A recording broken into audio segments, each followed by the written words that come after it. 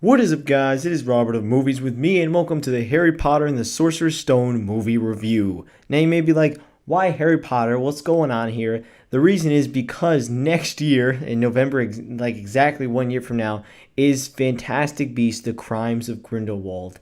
And so I wanted to review every single Harry Potter plus Fantastic Beasts, where to find them in anticipation for Fantastic Beasts: The Crimes of Grindelwald. So yes, over this next year, I'm going to be reviewing a bunch of the Wizarding World, and it's going to be pretty damn awesome. If you don't know, and obviously you wouldn't know because I haven't said it before, but Harry Potter is actually right alongside Star Wars as my favorite series of all time, my favorite movie franchise. I think it's fantastic. All their movies are amazing to me. And now I'm rewatching them and trying to, almost nitpick in a way to kind of see like what are some of these flaws in these movies. And here we go. Here we go with the one that started it all, Harry Potter and the Sorcerer's Stone. Now, because this is such a storied franchise, I won't actually have spoilers in those reviews.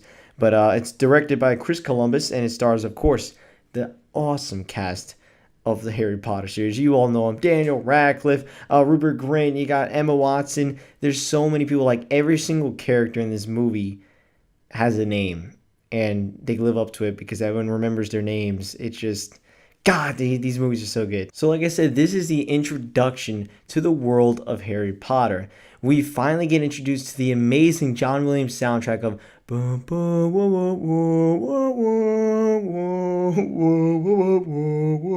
like, I mean, oh God, so damn good. And it's one of those tunes that you will always listen to and always remember because it's so damn iconic. And obviously that's just John Williams doing his amazing magic as always.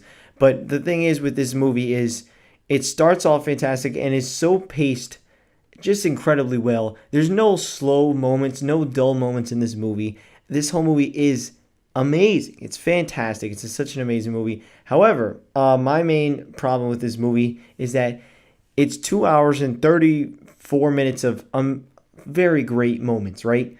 But technically, in terms of the story, it probably could have been cut down by a lot. The reason I say that is because I made sure to check because it was taking a while, but they don't mention the Sorcerer's Stone until an hour 37 into the movie. An hour 37, which most movies are already finishing or already done by then, this movie still had an hour to go to actually talk about the Sorcerer's Stone. It's pretty insanity.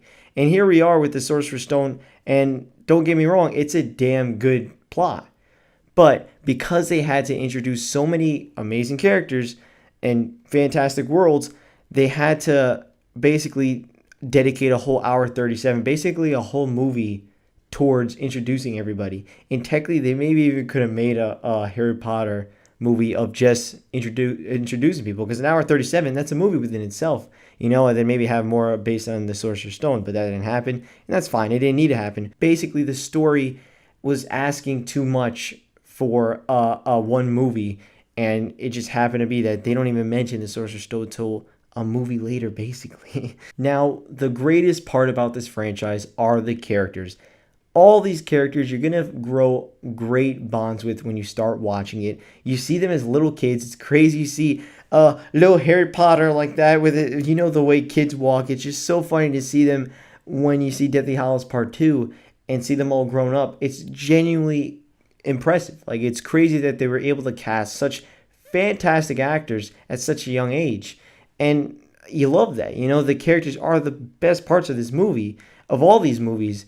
And that's why I will say also that the end of this movie is not as exciting as the end as many other of the Harry Potter movies, but it still is a great movie. I absolutely love this movie. It's a great, I mean, I know I keep saying great, but it's a genuinely a perfect way to introduce movies, introduce characters, especially from books and stuff.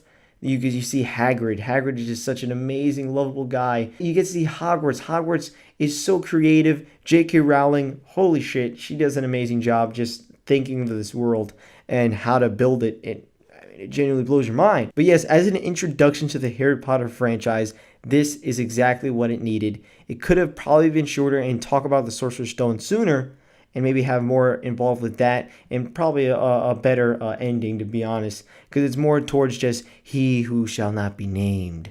which is Voldemort, which is so cool. You know, Voldemort's such an awesome badass. And, you know, we get a tiny bit of an introduction to him. We find out stuff like how he got the scar, what happened to Harry's parents and stuff like that. It's all great, interesting backstory. Overall, I'm going to give Harry Potter and the Sorcerer's Stone an 8.5 out of 10.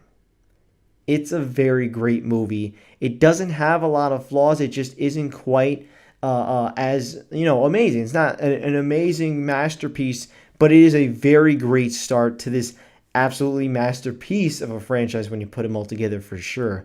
It's a fantastic opening to see these characters evolve, to see where they come from. It's perfection. They did a great job. You know, it blows your mind. However, I will say the CG does not hold up. A lot of human characters in the Quidditch match, it just doesn't hold up nowadays. And again, probably could have been out of the movie. It didn't need to be. Quidditch matches are fun, but not integral to the plot. Except for a little bit. Actually. That's not true. A little bit integral to the plot. But other than that, yeah, guys, let me know down in the comments. Did you see Harry Potter and the Sorcerer's Stone? Did you like it? Did you not like it? How do you feel about the Harry Potter franchise? Let me know down in the comments below. So I'll see you guys next time. Bye-bye.